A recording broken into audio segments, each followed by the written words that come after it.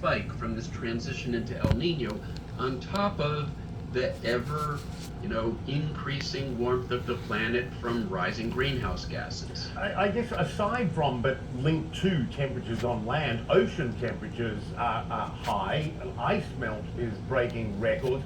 I mean, it used to be that we looked years, perhaps even decades out to see catastrophe. What do you see, though, in the short to medium term? Well, Yeah, so again, a lot of different things going on. There's the steady warming from rising greenhouse gases, and the planet will continue to warm up, and the oceans will continue to get hotter and hotter until we stop putting carbon pollution into the atmosphere. And on top of that, you have this burst of warming from El Nino, and then on top of that, you have something else that's going on, and it's something we've studied and other scientists have studied, where the warming of the planet, and in particular the pattern of the warming, where the Arctic is warming up faster than, say, the lower latitudes, the mid-latitudes. And it's actually that temperature difference that's responsible for the jet stream.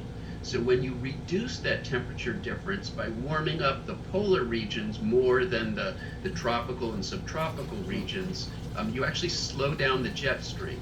And the jet stream, especially in the summer, when those temperature differences are smallest, you can basically get a stagnant jet stream, a jet stream that slows down and wiggles more. So you get those big high and low pressure centers that are associated with extreme weather. And one of those big high pressure centers right now is located over Mexico and southern Texas. And we're seeing, again, record level heating because of an atmospheric phenomenon that's probably being made more common and more intensified by the warming of the planet from greenhouse gases, from carbon pollution. Right, at the root, the fossil fuels. I mean, I guess it's also it's important to remember, isn't it, that the what we've been talking about, and the wildfires, the droughts, the floods, and the heat waves, they're all within the so-called safer range of climate warming, the 1.2 to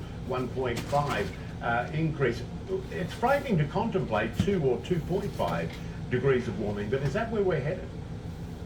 Yeah, in fact, very briefly, back in 2016, we crossed that 2 degrees Celsius warmer than the pre-industrial. We crossed that 2 degrees Celsius warming threshold very briefly.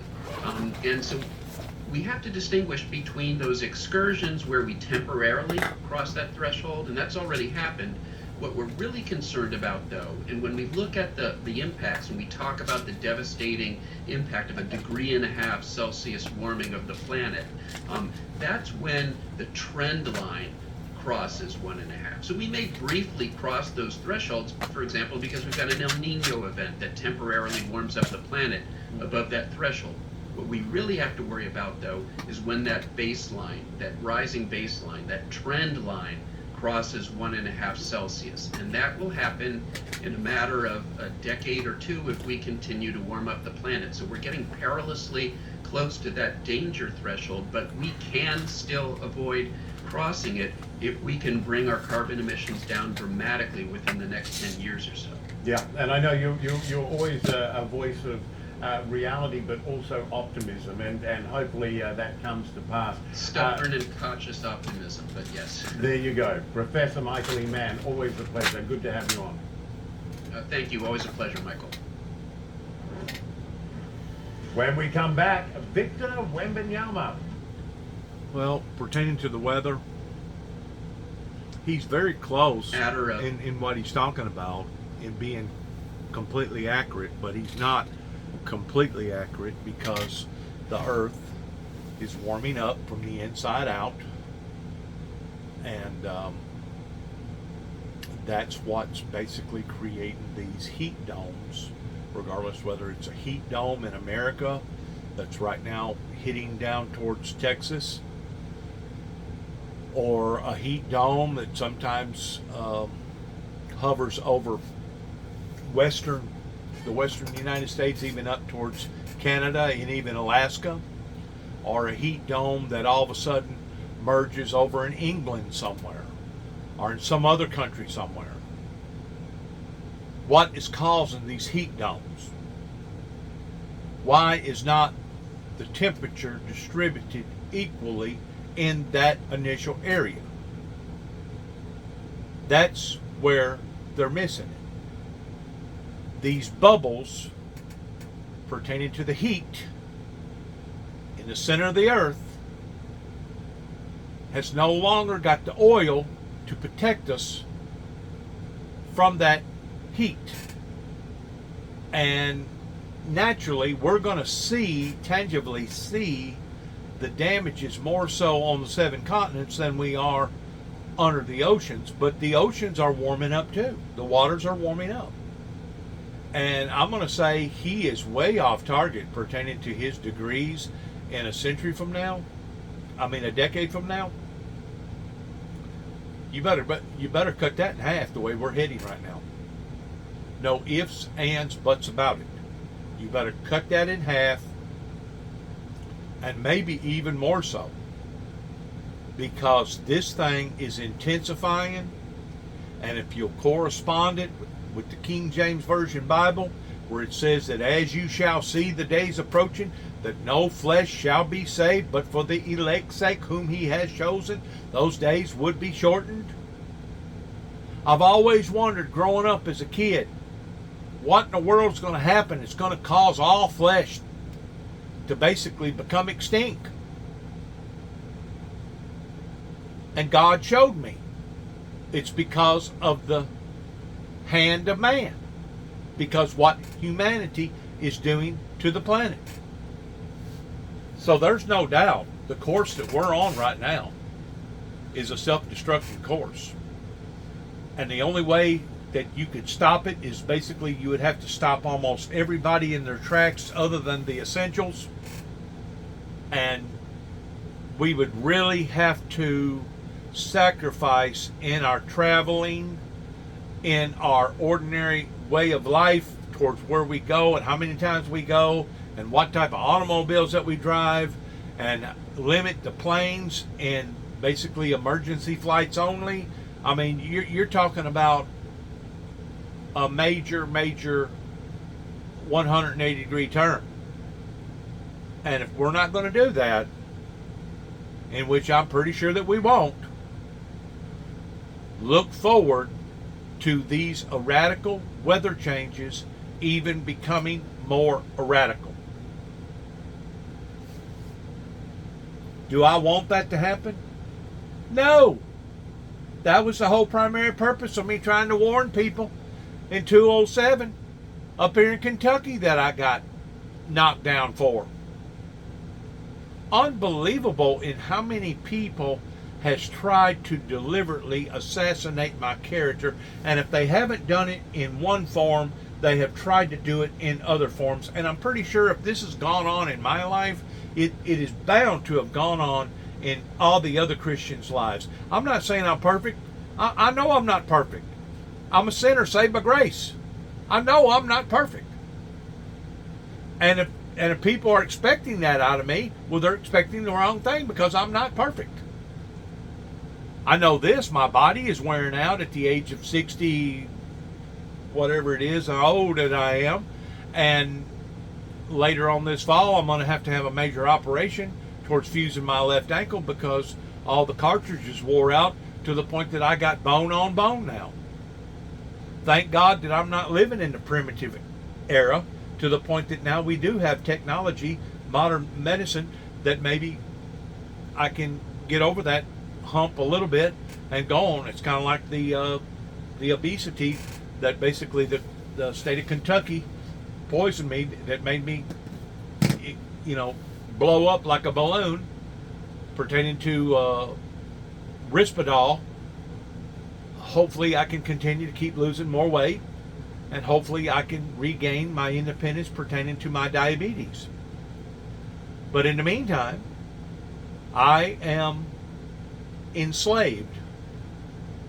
I am enslaved because of what the system has done to me, towards me having to take medication to counteract the damages that they have done to me. Probably with my thyroid, I don't know. Whenever you have kidney removed, spleen removed, appendix removed, tonsils removed, and you basically all broken up like Evel Knievel was, your body's going to start showing repercussions of those damages. And that's exactly what these people intended.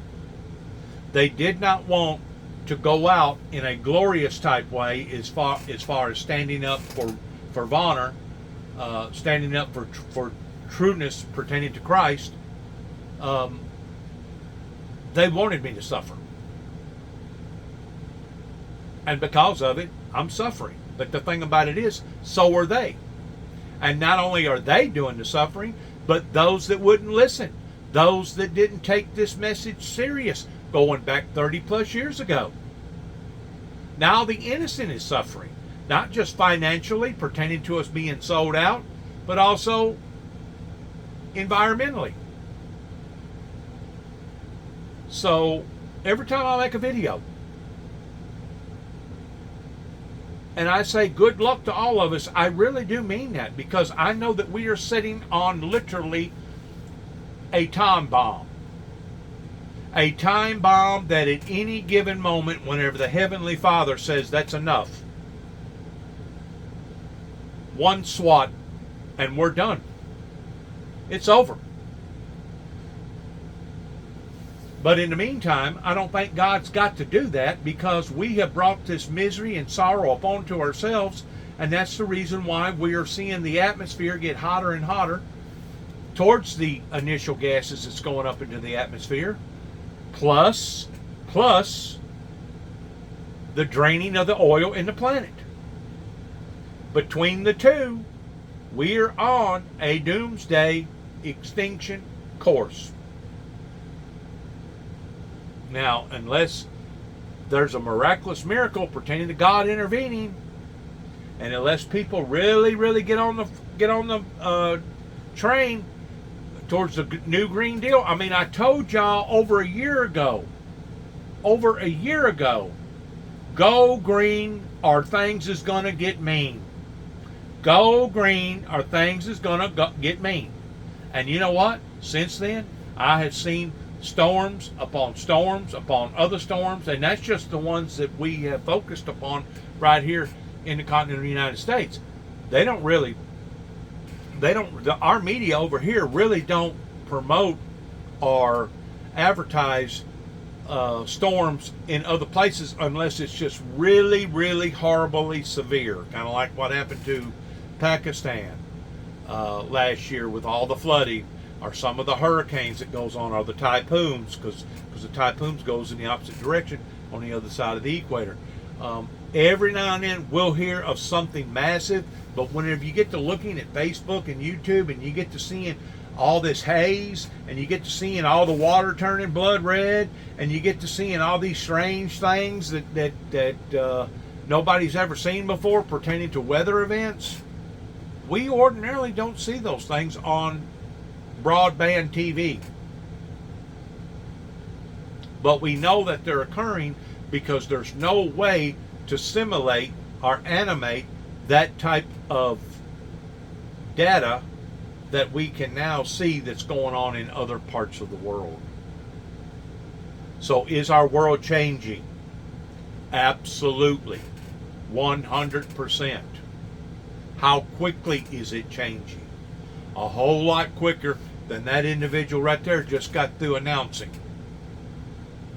I mean, these people study this, they study it, and they've been studying it from the top to the bottom.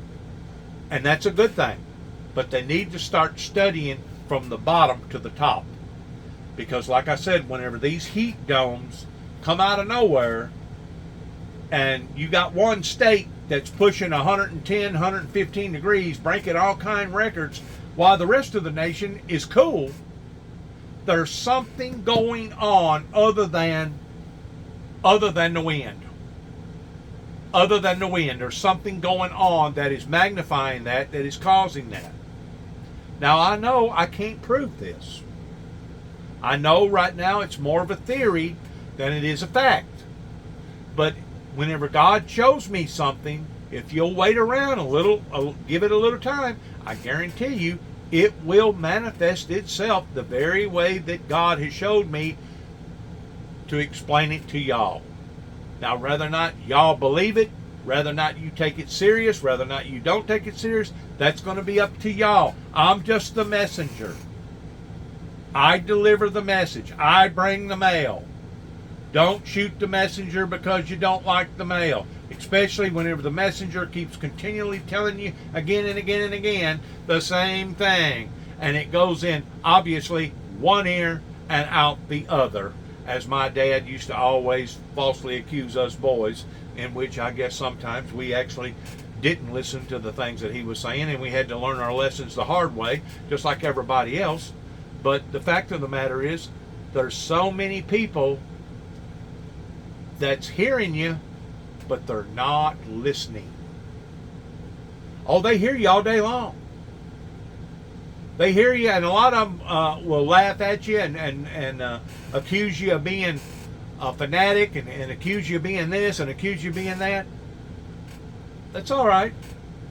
That's okay. Let them accuse you of it. Let them laugh at you.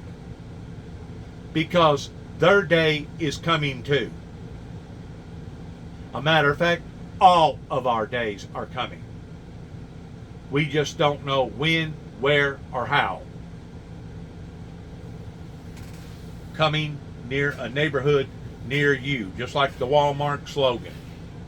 Anytime the Bible says something that erratical, that as you shall tangibly see the days approaching, no flesh shall be saved.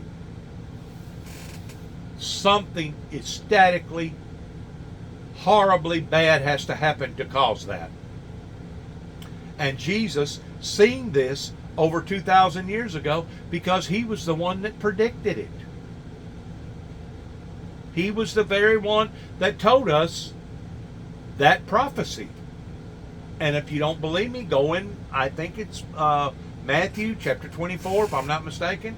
It's in all the Gospels, in the very thing that I just got through telling you about, as well as what's going on in Revelations, the first part of Revelations, first 4 chapters of Revelations, that's leading into the seals being opened. This is not some sort of a fad. It is not some sort of somebody's creative imagination. Whenever we got data to prove that things is getting hotter every year, the storms are getting more severe every year, the intensity is coming closer and closer together every year, you don't have to be a brain surgeon to figure out, obviously we're doing something wrong that Mother Nature is throwing a tantrum towards. Now, if we're not smart enough to figure out what we're doing wrong, and even more important than that, if we're not smart enough to change our course in what we're doing, then obviously we don't care about ourselves to the point of becoming extinct. Just like the dinosaur commercial pertaining to the UN. We've all got choices to make. I realize that change sometimes brings uncomfortableness. But if we're going to evolve, if we're going to survive, I'm telling you now, it needs to be hypened up about 500+% more than what it is right now. And I don't even know for sure if that can stop it. The only thing I can say is that it will delay it. It will delay it. Because the damage that we're doing right now, taking out trillions and trillions of barrels of oil out of the ground every day. Every day. You know good and well there's going to be consequences on account of this. Good luck to all of us, and shalom.